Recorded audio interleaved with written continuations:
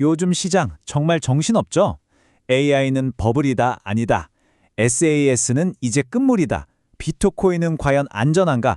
온갖 이야기들이 막 쏟아져 나오는데요. 오늘 이 자료 분석에서는 ILK 인베스트의 아주 대담한 전망을 가지고 이 혼란스러운 질문들에 대한 답을 한번 찾아보려고 합니다. 자, 그럼 슬라이드 보면서 같이 한번 명쾌하게 파헤쳐 보겠습니다. 자, 바로 본론으로 들어가죠. 아마 이 질문 때문에 지금 머리 아프신 분들 정말 많을 거예요.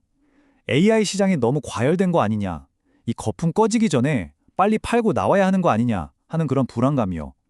오늘 분석은 바로 그 불안감의 정체를 정면으로 파고듭니다. 아크 인베스트의 캐시 우드는 딱 잘라 말합니다. 이건 버블이 아닙니다. 라고요.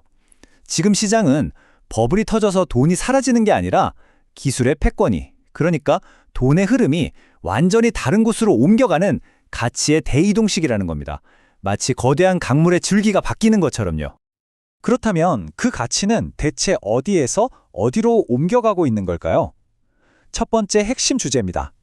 바로 우리가 그동안 정말 익숙하게 써왔던 서비스형 소프트웨어, SaaS의 시대가 저물고 서비스형 플랫폼, 즉 파스의 시대가 활짝 열리고 있다는 겁니다. 슬라이드를 보시면 그 차이가 확 느껴지실 거예요. 왼쪽에 있는 SaaS가 뭐랄까 흩어져 있는 퍼즐 조각 같은 거라면요, 이제 기업들은 오른쪽에 있는 파스, 즉 모든 기능이 하나로 합쳐진 거대한 통합 플랫폼을 원한다는 거죠. 완성된 그림을 원하는 거예요. 바로 이 변화 때문에 사스 기업들은 성장이 둔화되고 파스 기업들은 그야말로 폭발적으로 성장하고 있는 겁니다. 이게 그냥 하는 말이 아니라는 걸 이 숫자가 보여줍니다. 무려 142%. 이게 대표적인 파스 기업 팔란티어의 미국 상업부문 매출 성장률이에요. 14%도 아니고 142%입니다.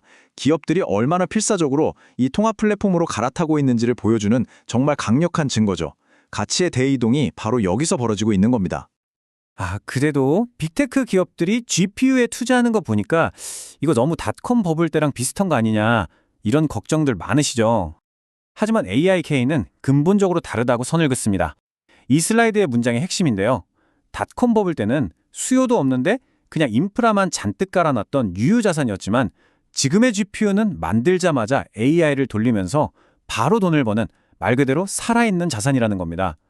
그러니까 이건 거품이 아니라 아주 합리적인 투자라는 거죠. 자, AI 인프라에 대한 통념을 깼던 것처럼 시장의 또 다른 뜨거운 감자죠. 바로 비트코인에 대한 분석으로 넘어가 보겠습니다. 비트코인, 과연 우리 포트폴리오에서 든든한 역할을 해줄 수 있을까요? 아니면 그냥 위험하기만 한 자산일까요? 데이터를 보기 전에 우리 독립자산이 뭔지부터 딱 짚고 넘어갈게요. 아주 쉽게 말해서 다른 자산들이 오르든 내리든 상관없이 자기만의 길을 가는 자산을 말합니다. 이런 자산이 포트폴리오에 있으면 전체 안정성이 확 올라가겠죠? 자, 그럼 비트코인은 과연 이런 독립자산일까요? 자, 이 차트가 모든 걸 말해줍니다. 비트코인과 금의 상관관계 보세요. 고작 0.14입니다. 이게 얼마나 낮은 거냐면요, 우리가 흔히 안전자산이라고 생각하는 금과 주식시장의 상관관계보다도 더 낮아요. 이건 뭐를 의미할까요? 비트코인이 단순히 디지털 금이라는 별명을 넘어서 완전히 독자적인 시스템으로 움직이는 새로운 자산이라는 강력한 증거인 셈입니다. 하지만 이런 생각 드시죠? 미래에 엄청난 양자 컴퓨터가 나오면 비트코인 보안 그냥 뚫리는 거 아니야? 네, 비트코인의 미래를 이야기할 때 항상 나오는 가장 큰 걱정거리 중 하나입니다.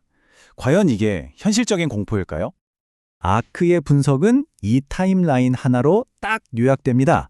결론부터 말하면 현재의 공포는 너무 과도하다는 겁니다.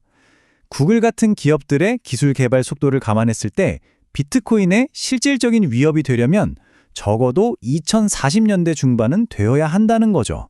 그리고 그 긴 시간 동안 비트코인 네트워크 역시 가만히 있는 게 아니라 계속 업그레이드를 통해 충분히 대비할 수 있다는 분석입니다. 자, 지금까지는 AI, 파에스, 비트코인 같은 개별 나무들을 봤다면 이제는 숲 전체를 한번 보시죠. 이런 기술 트렌드들이 모여서 거시경제 전체에 과연 어떤 영향을 미칠지 ARK는 아주 강력하고 긍정적인 미래를 그리고 있습니다. 아크가 지금 주목하고 있는 거시경제 신호들입니다. 펩시코 같은 기업들이 가격을 내리는 디플레이션 신호가 보이고 이건 결국 금리를 내릴 수 있는 압력으로 작용하겠죠? 여기에다가 AI가 가져올 어마어마한 생산성 향상, 그리고 창업 비용 감소까지 더해진다면 과연 어떤 미래가 펼쳐질까요? 바로 이 숫자입니다. 7에서 8%. ARK는 AI 혁신이 이끄는 초고속 성장기가 와서 2020년대 후반에는 연간 GDP 성장률이 이 정도 수준까지 올라갈 수 있다고 예측합니다.